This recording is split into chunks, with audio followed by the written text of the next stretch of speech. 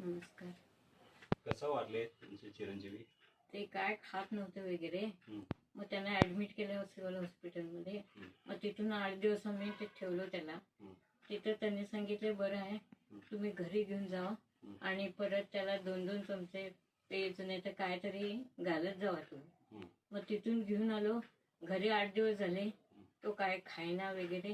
हं. आणि एवढंच म्हटलं की आई असताना माझं मरण होते, एवढंच त्यांनी विनंती केली आणि सोडून दिला त्यांनी खाय प्यायचं. मग आज सकाळी ते वारले. आज सकाळी वारले का? हा, वारले. कुठे ऍडमिट केला होता तुम्ही? सिव्हिल हॉस्पिटलमध्ये.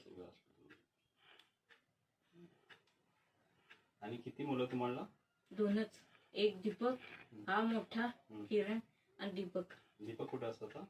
तो पण वारला हो. आता तुमच्याबरोबर कोण नाहीये? तुम्ही आता एकटेच? कोण आहे, एकटीच नाही. मग माझ्याबरोबर आश्रमला येता राहिला? असं. विजय मोरेंचा आश्रम आहे, तिथं राहायचा म्हणे पाहिजे तर. नको, इकडेच राहते घरीच.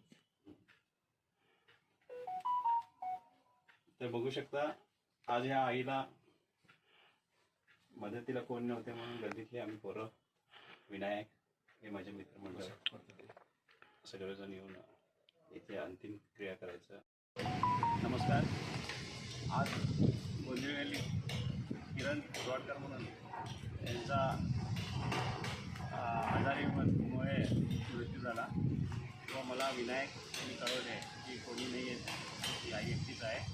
मग मी आणि विजय मोरे यांनी गावातले पत्करून मी आलो आणि शंकरला फोन केलो. मी शंकर आणि मी पासपोर्टर आमचे वाढते आणि व सगळे स्टाफ व मित्रमंडळ घेऊन यांचा आज अंतिम